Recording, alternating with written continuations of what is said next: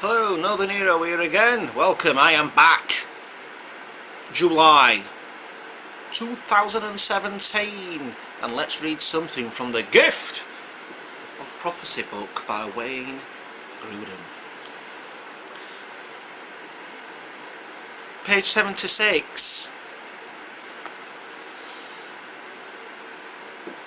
Starting from the fourth line from the top. In fact, we can summarise something of how such a prophecy would come about.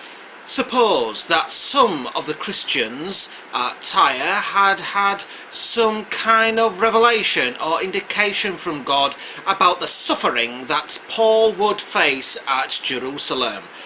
Then it would have been very natural for them to couple their subsequent prophecy, their report of this revelation, with their own erroneous interpretation, and thus to warn Paul not to go. In short, this passage indicates a type of prophecy which was not thought by Paul to possess absolute divine authority. In its actual words, the prophets at Tyre were not speaking words of the Lord, although he does not agree with the viewpoint on prophecy which I am arguing, for in this book it is significant that Richard Gaffin understands this verse to represent an unreliable human response to something revealed by the Holy Spirit.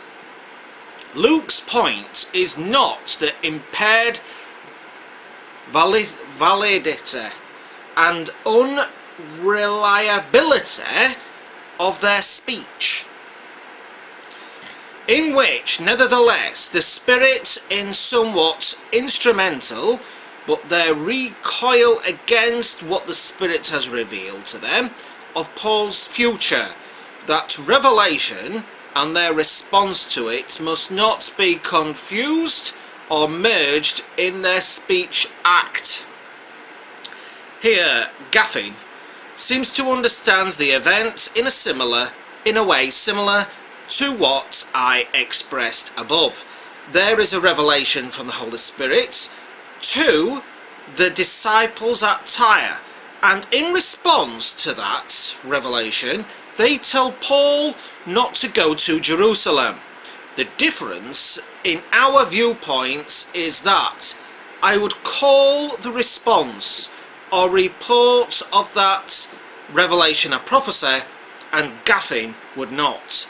But whatever term is used, it is significant that we would both say that there can be a revelation from the Holy Spirit to a person or persons, and also a spoken response to that revelation, which can have impaired validity and unreliability.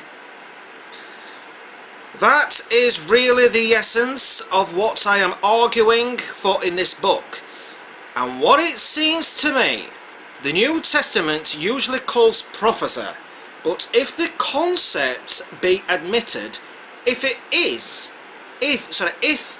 even if it is called not prophecy, but an unreliable human speech act in response to a revelation from the Holy Spirit, there does not seem to be much difference in our understanding at this point, nor does there seem to be strong reason for saying that such an unreliable human response to revelation from Holy Spirit could not occur today.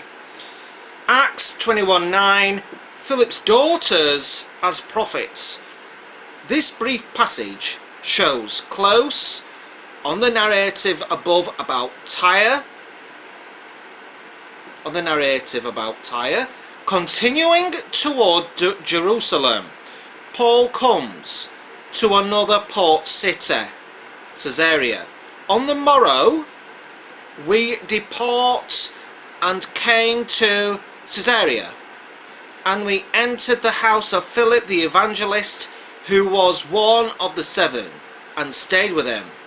And he had 4 unmarried daughters who prophesied. Acts 21:8-9. Acts 21:8-9. No indication is given of the content of their prophecies, but the fact that prophetic warnings to Paul about suffering in Jerusalem come just before Acts 21:4 and just after Acts 21:11. This passage makes us think that perhaps similar warnings were contained in the prophecies given by Philip's daughters. In any case, this passage gives some brief confirmation to our discussion of 1 Corinthians 11:5 in chapter 3. If women were not allowed authoritative roles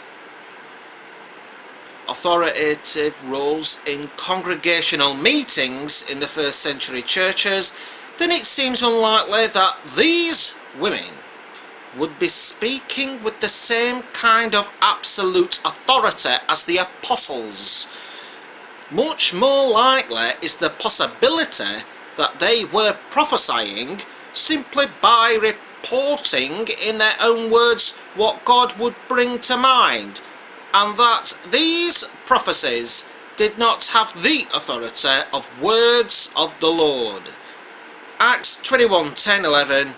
Agabus, scene 2, a prophecy with 2 small mistakes.